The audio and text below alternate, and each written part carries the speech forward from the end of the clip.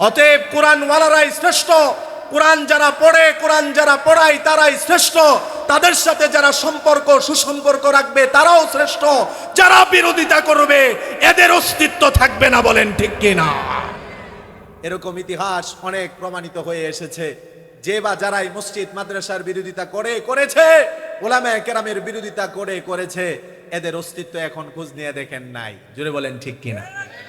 কিছুদিন আগে আমি জামালপুর গিয়েছিলাম, নান্দিনা। সেখানে বলতে বলতে আমি বলেছিলাম যে এই জামালপুরের একজন লোক আছে যে ক্ষমতা পেয়ে ক্ষমতার বড়াই আর অহংকারে উলামায়ে কেরামের সাথে বেয়াদবি করেছিল।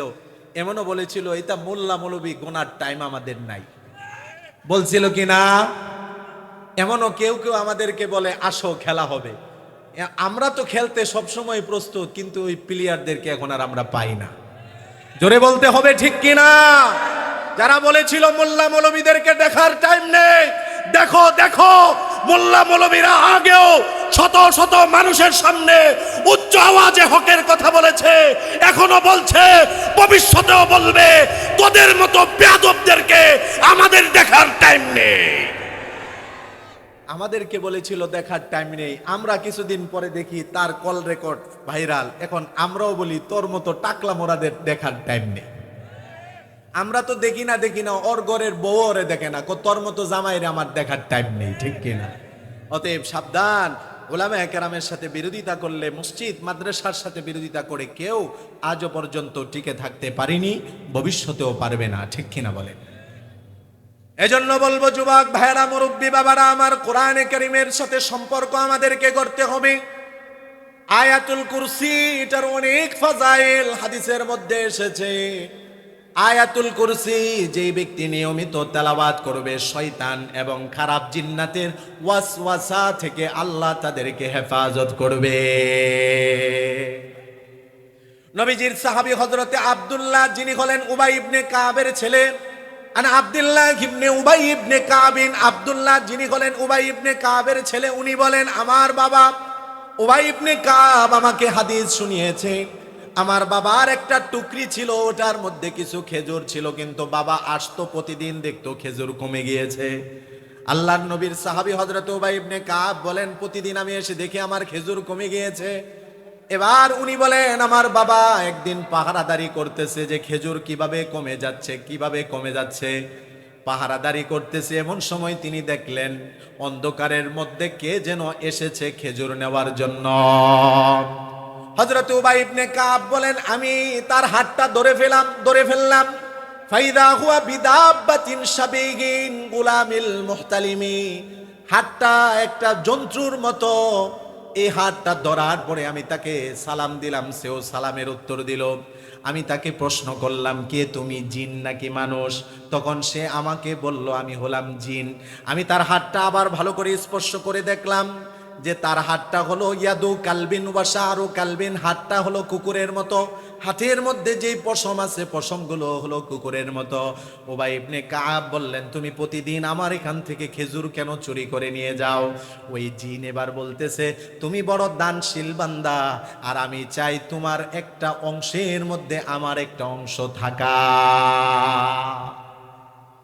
সর্বশেষ হযরত উবাই ইবনে কাব ওই জিনকে, শয়তান জিনকে বলেছিল ফামাল্লাযী ইউজিরুনা মিনকুম, তোমাকে আজকে ধরেছি, তুমি বলো তোমাদের থেকে ওয়াসওয়াসা থেকে, তোমাদের কুমন্ত্রণা থেকে বাঁচার কোনো আমল আছে কিনা?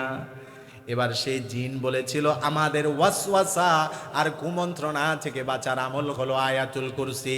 যে ব্যক্তি আয়াতুল কুরসির তেলাওয়াত করবে শয়তানের এবং শয়তানের ওয়াসওয়াসা থেকে আল্লাহ তাকে হেফাজত করবে।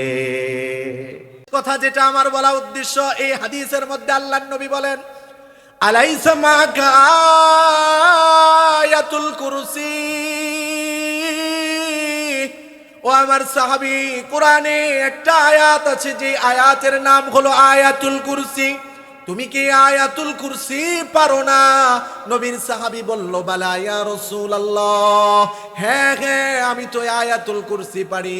নবীজি বললেন তাহলে তুমি গরীব কেন? রুবুল কোরআন, একবার আয়াতুল কুরসি তেলাওয়াত করবে 4 ভাগের 1 ভাগের তেলাওয়াতের সওয়াব আল্লাহ দিয়ে দিবে।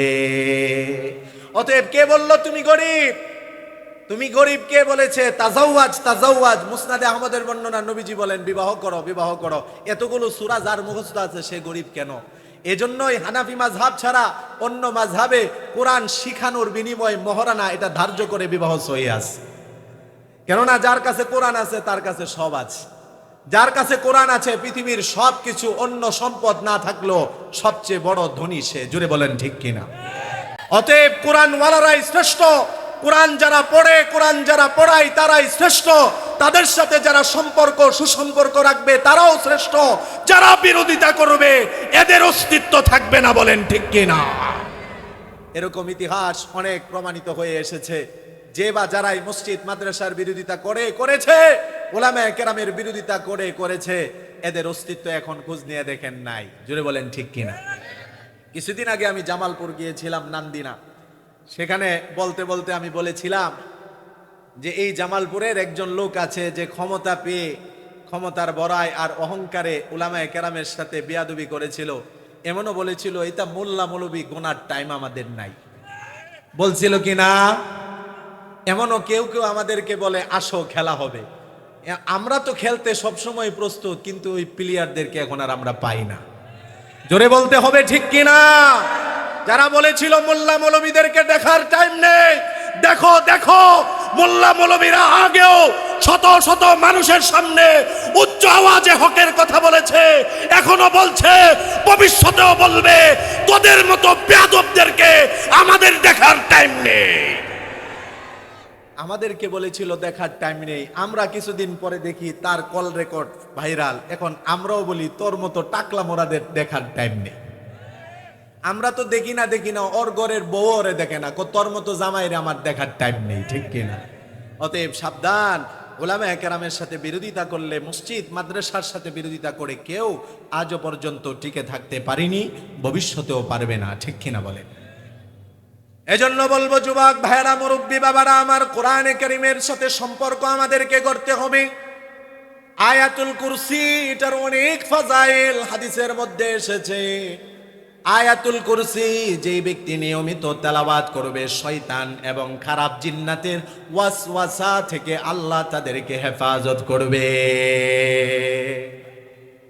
নবীজির সাহাবী হযরতে আব্দুল্লাহ, যিনি হলেন উবাই ইবনে কাবের ছেলে, আন আব্দুল্লাহ ইবনে উবাই ইবনে কাব, আব্দুল্লাহ যিনি হলেন উবাই ইবনে কাবের ছেলে, উনি বলেন আমার বাবা উবাই ইবনে কাব আমাকে হাদিস শুনিয়েছে।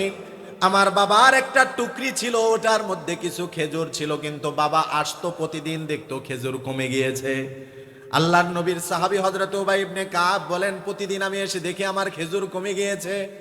এবার উনি বলেন আমার বাবা একদিন পাহারাদারি করতেছে যে খেজুর কিভাবে কমে যাচ্ছে, পাহারাদারি করতেছে। এমন সময় তিনি দেখলেন অন্ধকারের মধ্যে কে যেন এসেছে খেজুর নেওয়ার জন্য। হযরত উবাই ইবনে কাব বলেন আমি তার হাতটা ধরে ফেললাম। ফাইদা হুয়া বিদাব্বাতিন শাবীগিন গুলামিল মুহতালিমি, হাতটা একটা জন্তুর মতো। এই হাতটা ধরার পরে আমি তাকে সালাম দিলাম, সেও সালামের উত্তর দিল। আমি তাকে প্রশ্ন করলাম কে তুমি, জিন নাকি মানুষ? তখন সে আমাকে বলল আমি হলাম জিন। আমি তার হাতটা আবার ভালো করে স্পর্শ করে দেখলাম যে তার হাতটা হলো ইয়াদু কালবিন ওয়া শাআরু কালবিন, হাতটা হলো কুকুরের মতো। হাতের মধ্যে যেই পশম আছে পশমগুলো হলো কুকুরের মতো। উবাই ইবনে কাব বললেন তুমি প্রতিদিন আমার এখান থেকে খেজুর কেন চুরি করে নিয়ে যাও? ওই জিন এবার বলতেছে তুমি বড় দানশীল বান্দা, আর আমি চাই তোমার একটা অংশের মধ্যে আমার একটা অংশ থাকা। সর্বশেষ হযরত উবাই ইবনে কাব ওই জিনকে, শয়তান জিনকে বলেছিল ফামাল্লাযী ইউজিরুনা মিনকুম, তোমাকে আজকে ধরেছি, তুমি বলো তোমাদের থেকে ওয়াসওয়াসা থেকে, তোমাদের কুমন্ত্রণা থেকে বাঁচার কোনো আমল আছে কিনা? এবার সেই জিন বলেছিল আমাদের ওয়াসওয়াসা আর কুমন্ত্রণা থেকে বাঁচার আমল হলো আয়াতুল কুরসি। যে ব্যক্তি আয়াতুল কুরসির তেলাওয়াত করবে শয়তানের এবং শয়তানের ওয়াসওয়াসা থেকে আল্লাহ তাকে হেফাজত করবে। জোরে বলেন সুবহানাল্লাহ। এবার আসেন এই মাহফিলটা ব্যবসায়ী ভাইদের উদ্যোগেও, যৌথ উদ্যোগে, মাদ্রাসা এবং ব্যবসায়ী ভাইদের যৌথ উদ্যোগে, ব্যবসায়ী ভাইদের জন্য এই আয়াতুল কুরসির আরেকটা অন্যতম ফাজাইল শোনাই।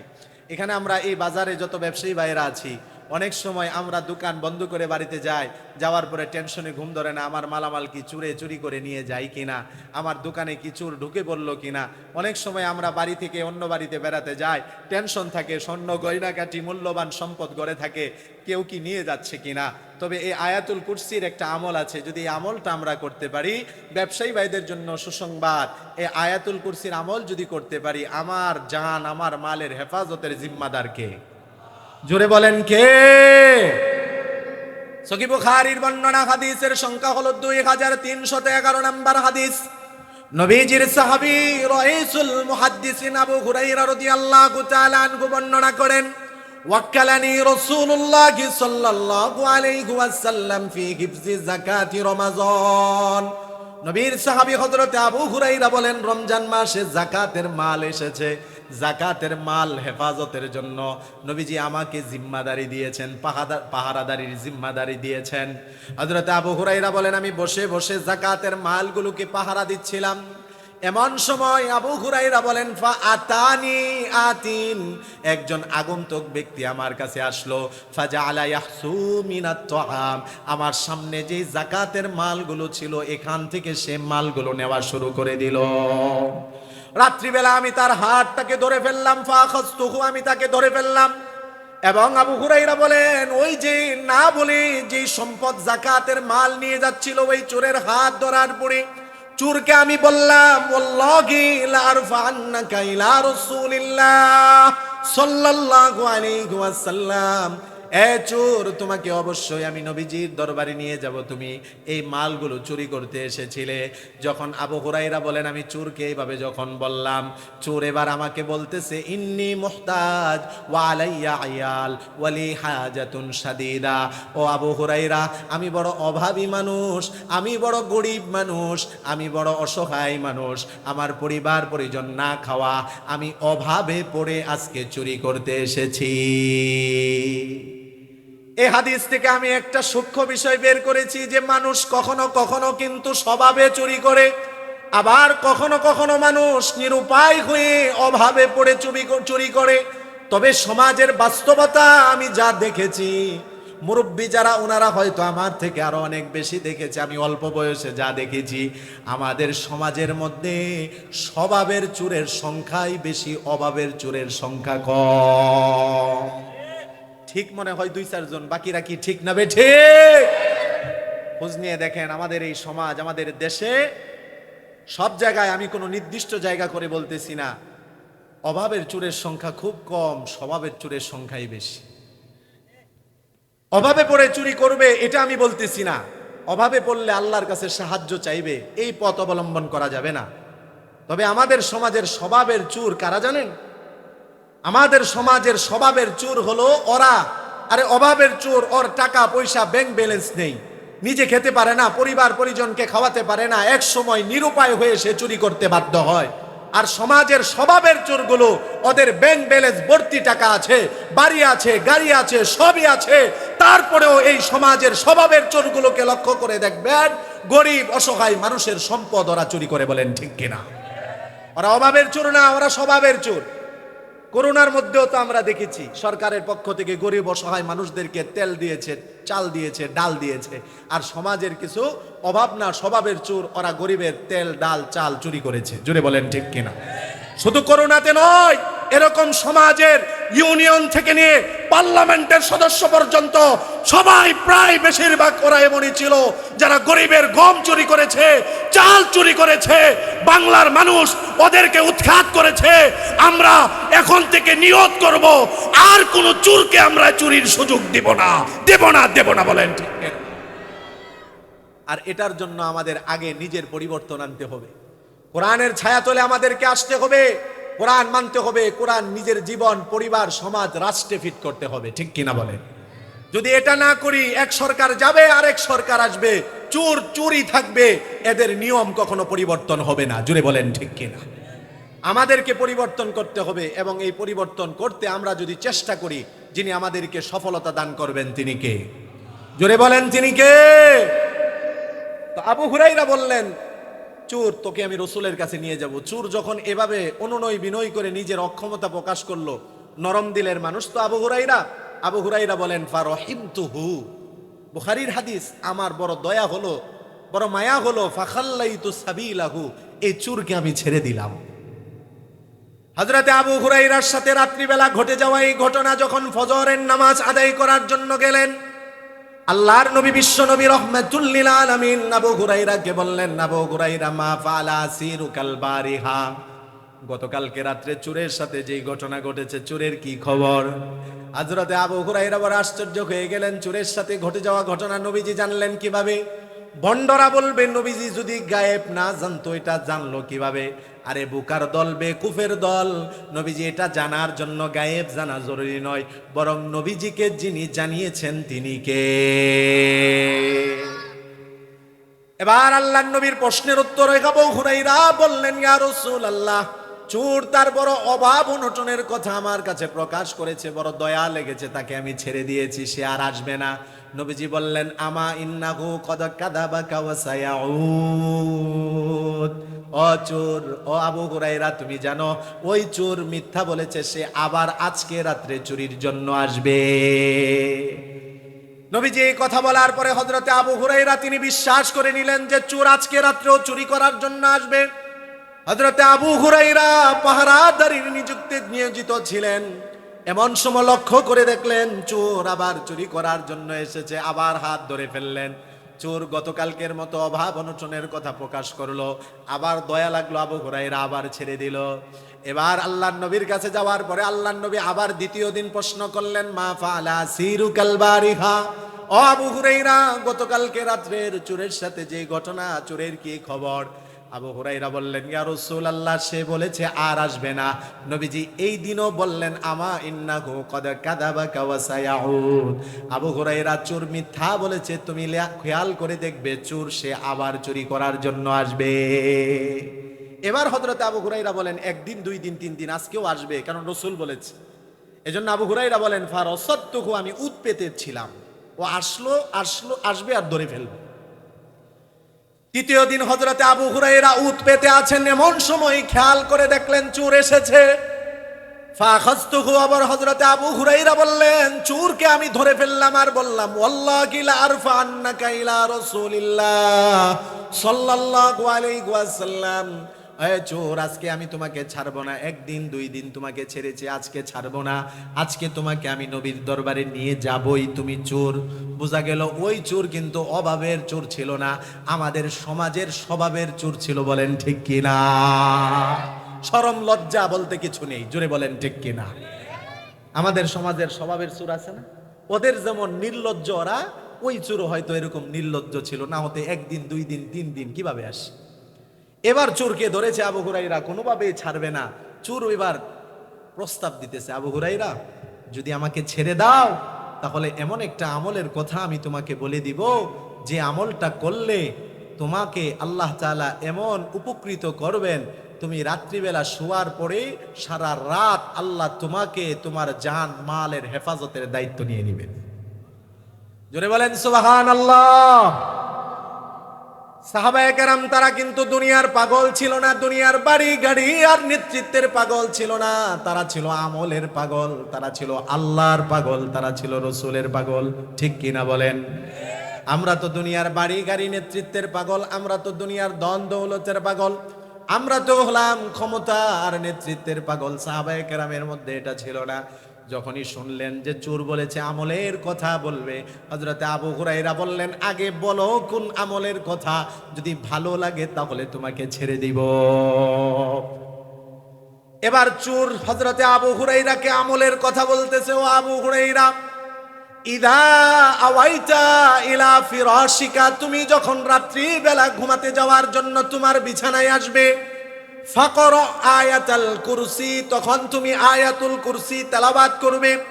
যদি তুমি রাত্রি বেলা ঘুমাতে যাওয়ার আগে আয়াতুল কুরসি তেলাওয়াত করতে পারো। চোর কিন্তু আমলের কথা শেখাচ্ছে হযরতে আবু হুরাইরাকে।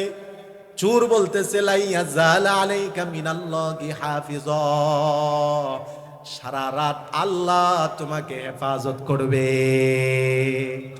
ওয়ালা ইয়াকরবুকা শাইতান, আবু হুরাইরা, শয়তান তোমার কাছেও আসতে পারবে না। আবু হুরাইরার কাছে আমলটা বড় গুরুত্বপূর্ণ আমল মনে হলো। রাত্রিবেলা আয়াতুল কুরসি পড়ে যদি আমি শুইতে পারি, আল্লাহ আমাকে হেফাজত করবে, আমার জানমালের জিম্মাদার আল্লাহ তাআলা হয়ে যাবেন, শয়তান আমাকে কোনো ধোঁকা দিতে পারবে না। এর চেয়ে দামি আর কি আমল হতে পারে? যাও, ভালো লাগছে, তোমাকে ছেড়ে দিলাম। আল্লাহু আকবার। ছেড়ে দিলাম, যাও, ছেড়ে দিলাম। চোর তো চলে গেছে। এবার আবু হুরাইরা রাদিয়াল্লাহু তাআলা আনহু যখন নবীজির কাছে গেলেন, আল্লাহর নবী বললেন, আবু হুরাইরা, মা ফাআলা সিরুকাল বারিহা, কি ব্যাপার, ওই চোরের কি ঘটনা? আবু হুরাইরা বলে, ইয়া রাসূলুল্লাহ, এসেছিল, ধরেছিলাম আপনার কাছে নিয়ে আসব, একটা আমলের কথা বলেছে, ভালো লেগেছে, তাই তাকে ছেড়ে দিয়েছি। আল্লাহর নবী বললেন, কি বড়, চোরও তোমাকে আমলের কথা বলে? কি কথা বলেছে? সাইয়েদিনা হযরতে আবু হুরায়রা রাদিয়াল্লাহু তাআলা আনহু বললেন, ইয়া রাসূলুল্লাহ, চোরকে যখন আমি ধরেছি, চোর তখন আমাকে বলেছে আমি যদি ঘুমাতে যাওয়ার আগে আয়াতুল কুরসি পড়ে ঘুমাতে পারি, আল্লাহ আমাকে হেফাজত করবে, আমার জানমালের জিম্মাদার আল্লাহ হয়ে যাবে, এবং শয়তান কোনোভাবে আমার কাছেও আসতে পারবে না। হযরতে আবু হুরায়রা নবীজির কাছে যখন এই কথাটা বললেন, এবার নবীজি কি বললেন খেয়াল করেন। আল্লাহর নবী বললেন, আবু হুরায়রা, আমা ইন্নাহু কদ সাদাকাকা ওয়া হুয়া কাযুব। ও আবু হুরায়রা, এই যে চোর আজকে তোমাকে যেই কথাটা বলেছে, এটা হলো চিরন্তন সত্য কথা, যদিও ওই চোর হলো মিথ্যাবাদী। কথাটা ভালো করে খেয়াল করেন, নবীজির কথার ধরনটা কত সুন্দর। আমা ইন্নাহু কদ সাদাকাকা ওয়া হুয়া কাযুব, যদিও সে মিথ্যাবাদী, কিন্তু তোমাকে যেই কথাটা বলেছে এর চেয়ে সত্য আর কোনো কথা হতে পারে না। সুবহানাল্লাহ। তার মানে চোরে যে আমল দিয়েছে আবু হুরায়রা রাদিয়াল্লাহু তাআলা আনহুকে, এই আমলের যে উপকারিতা আছে, নবীজি স্বয়ং এটাকে নিজে সত্য বলে রাসূল বললেন। এবার আল্লাহর নবী আবু হুরায়রাকে বললেন, আবু হুরায়রা, তাআলাম, তুমি কি জানো এই যে 3 দিন ধরে কার সাথে তোমার এই ঘটনা ঘটেছে? কয় কে? কয় জাকা শাইতান, এটা হলো শয়তান, মূলত কোনো মানুষ না, চুরি করার জন্য এসেছিল এরকমটা না, তোমাকে ধোঁকা দেওয়ার জন্য এসেছিল, কিন্তু সে তোমাকে ধোঁকা দিতে পারেনি, বরং তার থেকে ধোঁকা কিভাবে বান্দা বাঁচবে, আল্লাহর বান্দারা কিভাবে তার ধোঁকা থেকে বাঁচবে, এই আমল সে শিখিয়ে দিয়ে গিয়েছে। আল্লাহ। তাহলে আমরাও মুহাদ্দিসিনে কেরাম এই হাদিসের ব্যাখ্যায় বলেন, কোনো ব্যক্তি যদি রাত্রিবেলা ঘুমাতে যাওয়ার আগে সে যদি আয়াতুল কুরসি পড়ে নিজে শয়, তার জান যেমন হেফাজত হবে, দোকানটা বন্ধ করার সময় আয়াতুল কুরসি পড়ে যদি বন্ধ করি, হাকিমুল উম্মত মুজাদ্দিদে মিল্লাত আশরাফ আলী থানভী রাহমাতুল্লাহ আলাইহি বলেন, ওই ব্যবসায়ীর ব্যবসার মালকেও আল্লাহ হেফাজত করবে। সুবহান। এজন্য ব্যবসায়ী ভাইদের জন্য এই হাদিসটা আমি শুনিয়ে গেলাম, আপনারাও এটার উপর আমল করবেন, আপনাদের জানমাল সবকিছুর জিম্মাদার যিনি হবেন তিনি কে? এবার আসেন না আয়াতুল কুরসির অন্য আরেকটা আমলের মধ্যে। আল্লাহর নবী বলেন, মান ক্বারা আয়াতুল কুরসি দুবরা কুল্লি সালাতিন মাকতুবাতিন লাম ইয়ামনাহু মিন দুখুলিল জান্নাতি ইল্লাল মাউত। আল্লাহর নবী বলেন, আমার যে উম্মত প্রত্যেক ফরজ নামাজের পর একবার করে আয়াতুল কুরসি পাঠ করবে, তেলাওয়াত করবে, আমার ওই উম্মতকে আল্লাহ তাআলা মৃত্যুর সাথে সাথে তাকে জান্নাত দিয়ে দিবে।